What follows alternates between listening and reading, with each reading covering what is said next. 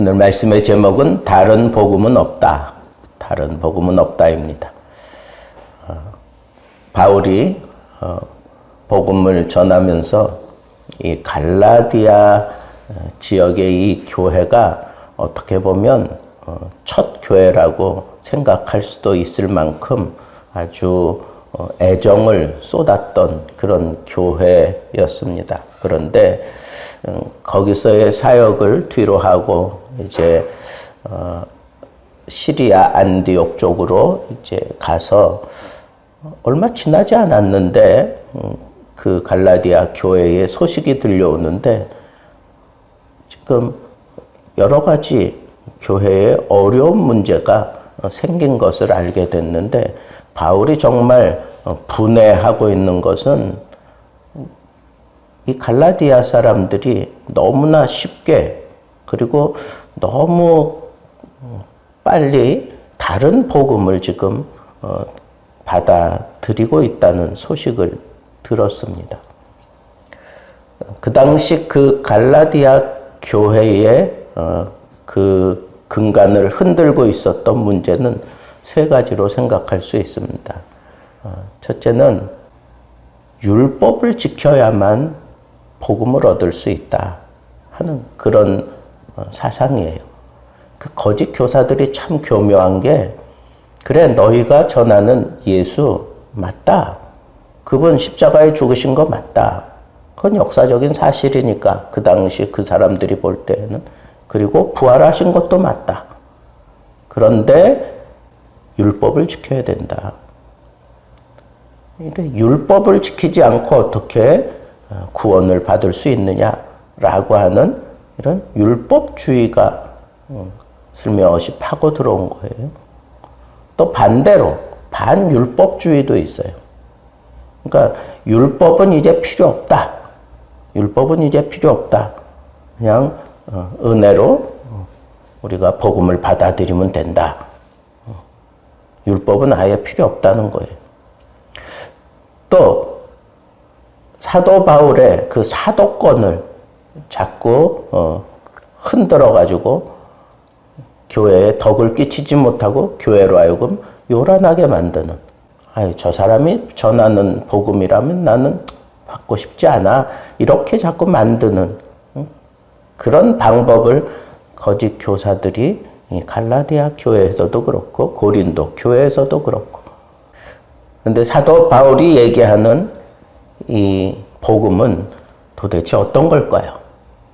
복음이라고 하는 단어의 그 헬라어의 의미는 천사가 전한 소식이다 그런 뜻이에요. 유앙겔리온이라고 하는 건 천사가 말한 복음이다 그런 거예요. 이 천사가 말한 복음이다라고 하는 그 의미는 하나님에게서부터 주어진 복음이다 그런 거예요.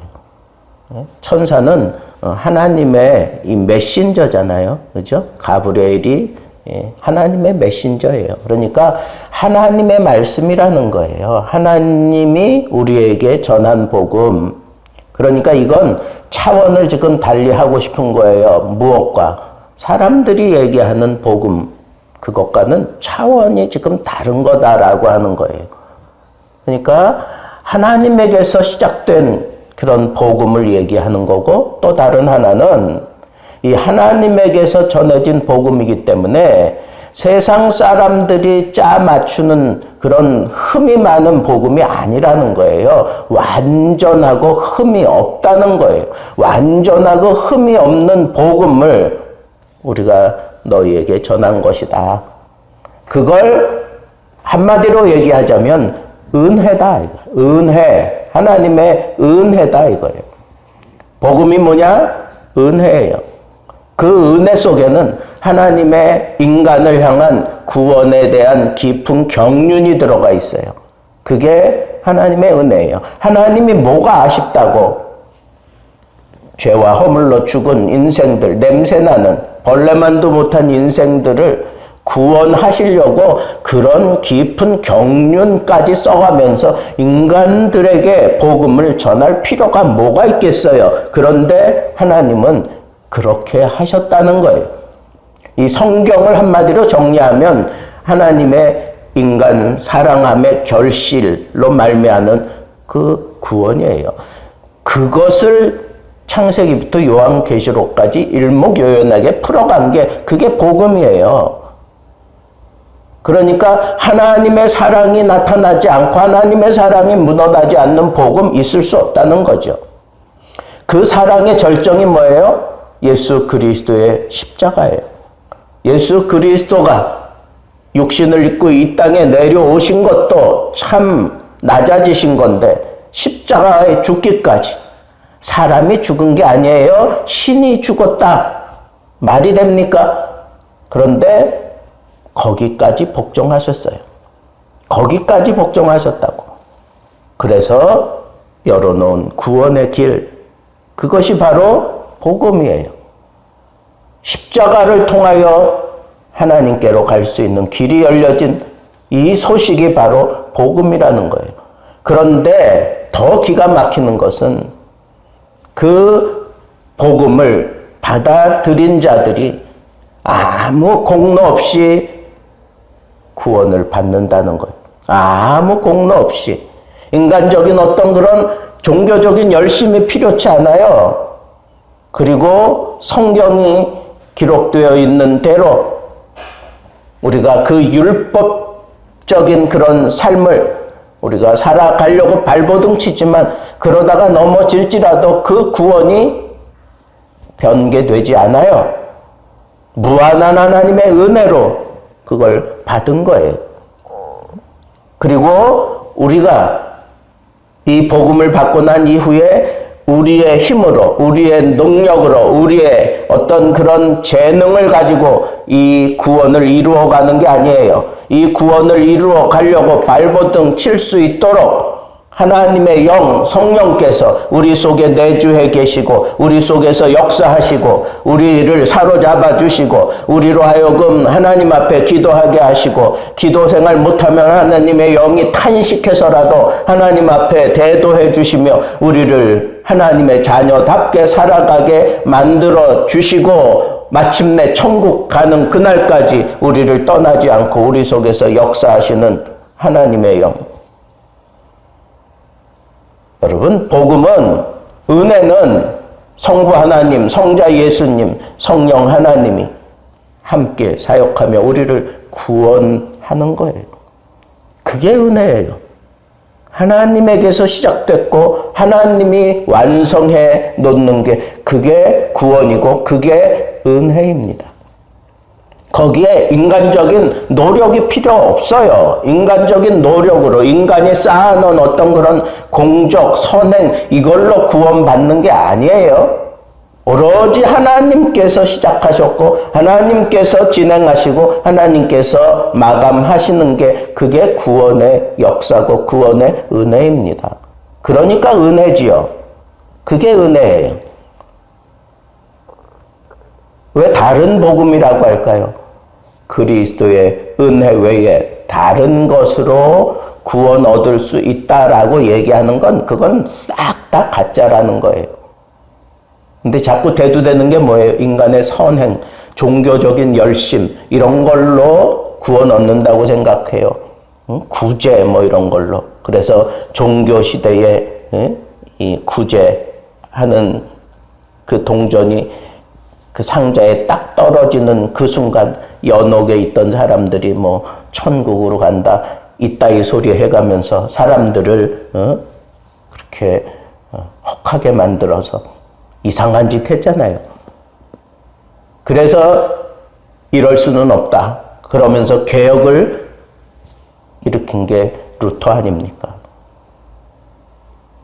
루터가 붙잡은 게 뭐예요? 복음이잖아요, 복음.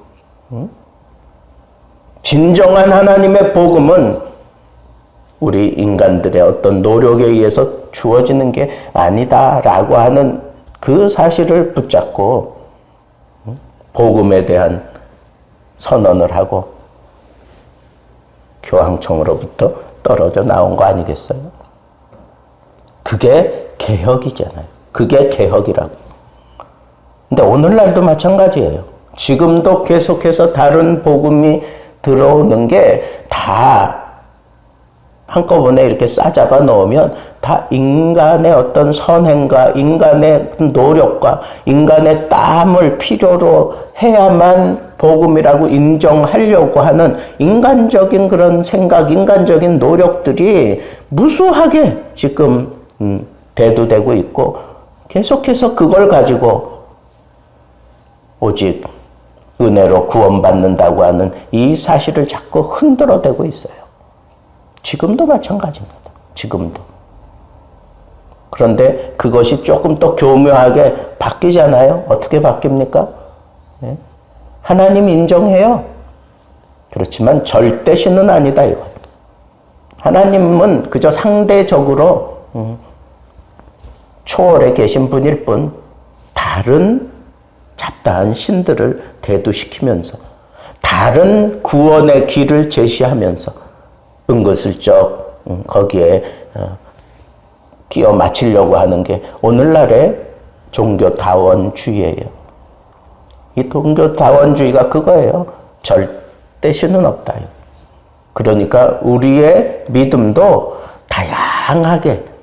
다양하게 역사해서 결국은 이렇게 믿던 저렇게 믿던 이 종교를 믿든 저 종교를 믿든 다 추구하는 바는 다 구원 얻기 위해서 그런 게 아니냐.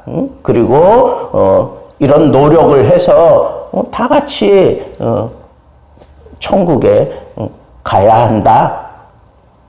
그게 세계를 통합하자고 하는 그런 종교운동의 한 목표예요.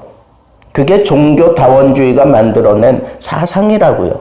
거기에 의해서 지금 각 교파가, 각 교단이, 그리고 각 종교가 서로 무언가를 맞추려고 하고, 기독교에서도 불교 어떤 그 법회에 가가지고, 그리스도가 너희들이 얘기하는 어떤 그런 신과 같은 일을 한 것이다. 이래가면서 얘기했던 그런 목사도 있어요. 다른 복음은 없는 거예요. 말도 안 되는 소리 하는 거예요. 그런 얘기를 들었으면 아마 바울이 벌떡 일어나서 그냥 분해했을 거예요. 여러분, 우리가 믿는 이 복음은 하늘로부터 온 복음이에요. 천사가 전한 복음이라고요. 그리고 하늘로부터 오신 예수 그리스도가 친히 선발하고 그들과 함께 하면서 3년 동안 그들에게 고스란히 삶으로 전해준 복음이에요. 그 복음을 받은 자들이 예수 그리스도의 사도들이에요. 그 사도들이 전하는 그 복음, 그것은 사도행전을 통하여 사도들이 정립하고자 했던 그 복음, 예수 그리스도의 십자가의 대속의 원리와 죽음에서 사망을 정복하고 일어나신 부활의 진리입니다. 그래서 언제나 초대교회에는 이 두 가지가 함께 세워져 갔어요. 그리스도의 십자가, 그리스도의 부활. 그러니까 십자가를 얘기하지 않고 구원에 대해서 얘기하는 건 다 다른 복음이에요. 부활을 얘기하지 아니하면서 천국에 들어갈 수 있다고 하는 그런 얘기하는 건 그건 다 다른 복음이에요. 우리가 인정할 수 없는 복음이라고요. 그러면 우리는 이 다른 복음을 전하는 자들과 맞서서 이 복음을 지켜야 될 사명이 있어요. 이 복음을 지켜야 될 사명이 있어요. 첫째는 우리가 복음대로 살아야 돼요. 십자가의 희생을 우리 삶에서 보여주며 살아야 됩니다. 부활의 능력을 가지고 세상에 잡다한 것들과 대처하며 살아야 합니다. 세상이 얼마나 악한 영들에 의해서 우리를 집어삼키려고 발악하고 있습니까? 그럴 때 부활의 능력을 경험한 사람들이 그 부활의 능력을 가지고 악한 영들을 물리치고 그리고 그들의 입을 막아야 합니다. 능력 있는 사람이 이 절대 진리를 지킬 수 있어요. 예수 그리스도의 십자가를 따라가는 사람이 이 복음을 지킬 수 있어요. 그렇다면 예수 그리스도의 십자가, 그 부활 어떻게 내가 경험하는 겁니까? 하나님의 말씀을 통해서 경험하는 거예요. 말씀을 통해서 우리의 영안이 열려져야 되는 거예요. 이 말씀을 깊이 연구하는 중에 깨달아지는 그 천국의 진리, 예수 그리스도의 놀라운 사랑, 성령의 강권적인 역사, 말씀을 붙들고 씨름하는 그런 사람들이 경험했고 그런 사람들이 경험한 것을 가지고 세계의 복음을 증거했던 거 아닙니까? 무디가 그랬고 존 웨슬리가 그랬고 칼빈이 그랬고 루터가 그랬고 우리 한국의 유명한 목사님들이 그랬고 여러분들이 이 말씀을 붙들고 씨름하는 동안 이 복음의 체계가 제대로 정립이 되어져 있을 수 있습니다. 그래야 열려진 눈을 가지고 세상을 대처할 수 있고 악한 영들을 분명하게 보면서 그들이 잘못하고 있는 것을 제대로 직시하며 제대로 복음을 지켜내고 가르칠 수가 있습니다. 마지막으로 우리가 이런 복음, 내가 경험하고 내가 지켜가야 되는 이 복음, 하늘로부터 온 이 복음, 그리스도의 십자가와 부활로 증거되는 그 복음, 그것을 우리는 어떻게 다루어야 합니까?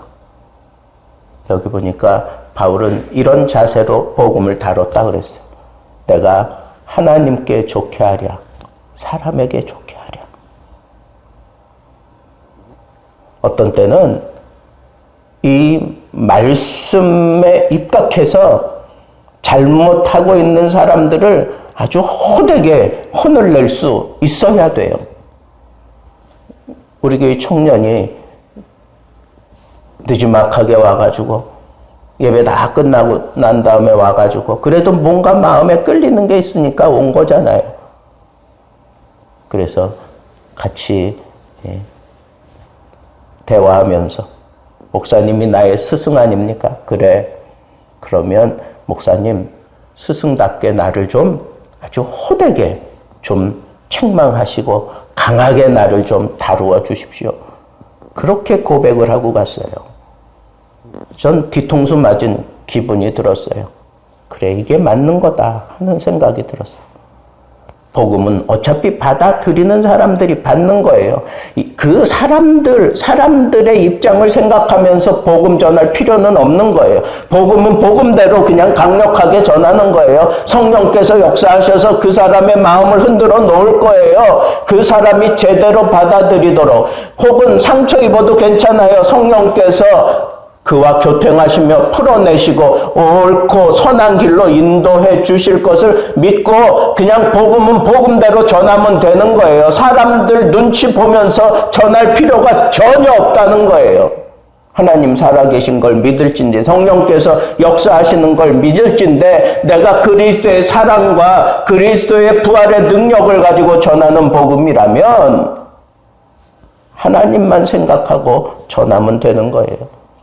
예수 그리스도의 십자가만 전하면 되는 거예요. 다른 것 없습니다. 하나님이 이 복음에 대해서 시작하셨고 진행하고 계시니까 그 하나님을 믿고 내가 깨달아진 복음, 내가 체득한 이 부활의 능력 그대로 그냥 전하면 됩니다. 말이 좀 시원찮아도 괜찮아요. 내가 좀 능력이 없어도 괜찮습니다. 내가 받은 복음 그거 그대로 전하는 그런 자세가 다른 복음은 없다라고 하는 그런 말을 할 수 있는 사람입니다. 하나님을 좋게 할 수 있는 복음의 사자들 되기를 우리 주님의 이름으로 축복합니다.